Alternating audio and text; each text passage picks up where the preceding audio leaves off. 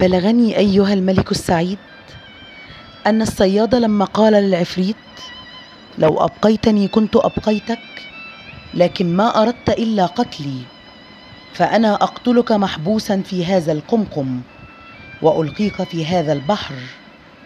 فصرخ المارد وقال: بالله عليك أيها الصياد لا تفعل، وأبقني كرما ولا تؤاخذني بعملي، فإذا كنت أنا مسيئا فكن أنت محسنا.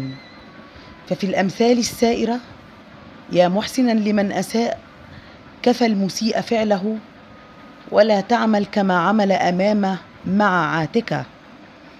فقال الصياد: وما شأنهما إمامة وعاتكة؟ فقال العفريت: ما هذا وقت الحديث وأنا في السجن حتى تطلعني منه، وأنا أحدثك بشأنهما. فقال الصياد: لا بد من إلقائك في البحر، ولا سبيل إلى إخراجك منه أبدا، فإني كنت استعطفتك وأتضرع إليك، وأنت لا تريد إلا قتلي من غير ذنب استوجبته منك، ولا فعلت معك سوء قط، ولم أفعل معك إلا خيرا لكوني أخرجتك من السجن. فلما فعلت معي ذلك علمت أنك رديء الأصل، واعلم أنني ما رميتك في هذا البحر إلا لأجل أن كل من طلعك أخبره بخبرك وأحذره منك، فيرميك فيه ثانية، فتقيم في هذا البحر إلى آخر الزمان حتى ترى أنواع العذاب.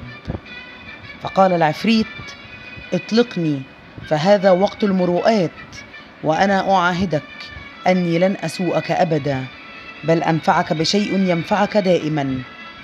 فأخذ الصياد عليه العهد أنه إذا أطلقه لا يؤذيه أبدا، بل يعمل معه الجميل. فلما استوثق منه بالإيمان والعهود وحلفه باسم الله الأعظم، فتح له الصياد، فتصاعد الدخان حتى خرج وتكامل، فصار عفريتا مشوه الخلقة، ورفس القمقم فرماه في البحر. فلما رأى الصياد أن رمى القمقم في البحر أيقن بالهلاك، وبال في ثيابه وقال: هذه ليست علامة خير. ثم إنه قوى قلبه وقال: أيها العفريت، قال الله تعالى: وأوفوا بالعهد إن العهد كان مسؤولا. وأنت قد عاهدتني وحلفت أنك لا تغدر بي، فإن غدرت بي يجزك الله، فإنه غيور لا يمهل ولا يهمل. وأنا قلت لك مثل ما قال الحكيم رويان للملك يونان: أبقني يبقيك الله.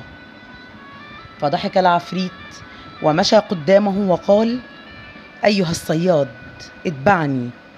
فمشى الصياد وراءه وهو لم يصدق بالنجاة، إلى أن خرجوا من ظاهر المدينة وطلعوا على جبل، ونزلوا إلى برية متسعة، وإذ في وسطها بركة ماء، فوقف العفريت عليها، وأمر الصياد أن يطرح الشبكة ويصطاد. فنظر الصياد إلى البركة وفيها السمك ألوانا، الأبيض والأحمر والأزرق والأصفر، فتعجب الصياد من ذلك. ثم إنه طرح شبكته وجذبها، فوجد فيها 4 سمكات، كل سمكة بلون. فلما رآها الصياد فرح، فقال له العفريت: ادخل بها إلى السلطان وقدمها إليه، فإنه يعطيك ما يغنيك، وبالله اقبل عذري، فإنني في هذا الوقت لم أعرف طريقا، وأنا في هذا البحر مدة 1800 عام، ما رأيت ظاهر الدنيا إلا في هذه الساعة، ولا تصطد منها كل يوم إلا مرة واحدة، واستودعتك الله. ثم دق الأرض بقدميه فانشقت وابتلعته، ومضى الصياد إلى المدينة وهو متعجب مما جرى له مع هذا العفريت. ثم أخذ السمك ودخل به منزله، وأتى بماجور، ثم ملأه ماء وحط فيه السمك، فاختبط السمك من داخل الماجور في الماء، ثم حمل الماجور فوق رأسه وقصد به قصر الملك كما أمره العفريت. فلما طلع الصياد إلى الملك وقدم له السمك، تعجب الملك غاية العجب من ذلك السمك الذي قدمه إليه الصياد، لأنه لم يرى في عمره مثله، لا صفة ولا شكلا. فقال: ألقوا هذا السمك للجارية الطباخة. وكانت هذه الجارية قد أهداها له ملك الروم منذ 3 أيام، وهو لم يجربها في طبيخ. فأمرها الوزير أن تقليه، وقال لها: يا جارية، إن الملك يقول لك: ما ادخرت دمعتي إلا لشدتي، ففرجين اليوم على طهيك وحسن طبيخك، فإن السلطان جاء إليه واحد بهدية. ثم رجع الوزير بعدما أوصاها، فأمره الملك أن يعطي الصياد 400 دينار. فأعطاه الوزير إياها، فأخذها في حجره وتوجه إلى منزله، وأعطاها لزوجته وهو فرحان مسرور، ثم اشترى لعياله ما يحتاجون إليه. هذا ما كان من أمر الصياد. وأما ما كان من أمر الجارية، فإنها أخذت السمك ونظفته ورصته في الطاجن، ثم إنها تركت السمك حتى استوى وجهه وقلبته على الوجه الثاني، وإذ بحائط المطبخ قد انشق، وخرج منها صبية رشيقة القد، أسيلة الخد، كاملة الوصف، كحيلة الطرف، بوجه مليح وقد رجيح، لابسة كوفية بخز أزرق، وفي أذنيها حلق، وفي معصمها أساور، وفي أصابعها خواتم بالفسوس المثمنة، وفي يدها قضيب من الخيرزان. فغرزت القضيب في الطاجن وقالت: يا سمك، هل أنت على العهد القديم مقيم؟ فلما رأت الجارية هذا غشي عليها، وقد أعادت الصبية القول 2 و3، فرفع السمك رأسه من الطاجن وقال: نعم نعم. فرفع السمك رأسه من الطاجن وقال: نعم نعم. فعند ذلك قلبت الصبية الطاجن وخرجت من الموضع الذي دخلت منه، والتحمت حائط المطبخ. ثم أفاقت الجارية فرأت ال4 سمكات محروقة مثل الفحم. فقالت الجارية: من أول غزواتي حصل كسر فعصيت الملك. فبينما هي تعاتب نفسها وتبكي بحرقة، وإذ بالوزير واقف على رأسها وقال لها: هاتي السمك للسلطان.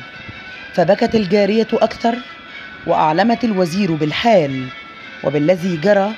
فتعجب الوزير من ذلك وقال: ما هذا إلا أمر عجيب. ثم إنه أرسل إلى الصياد فآتوا به إليه، فقال له: أيها الصياد، لابد أن تجيء لنا ب4 سمكات مثل الذي جئت بها أولا. فخرج الصياد إلى البركة وطرح شبكته، ثم جذبها، وإذ ب4 سمكات، فأخذها وجاء بها إلى الوزير. فدخل بها الوزير إلى الجارية وقال لها: قومي اقليها أمامي حتى أرى هذه القضية. فقامت الجارية، أصلحت السمك ووضعته في الطاجن على النار. فلما استقر إلا قليلا، وإذ بالحائط قد انشق، والصبية الجميلة قد ظهرت، وهي لابسة ملبسها وفي يدها القضيب. فغرزته في الطاجن وقالت: يا سمك يا سمك، هل أنت على العهد القديم مقيم؟ فرفعت السمكات رؤوسها وأنشدت وقالت: إن عدت عدنا، وإن وافيت وافينا، وإن هجرت فإنا قد تكافينا. وهنا أدرك شهرزاد الصباح، فسكتت عن الكلام المباح. وبكرة قصة تانية. تصبحوا على خير.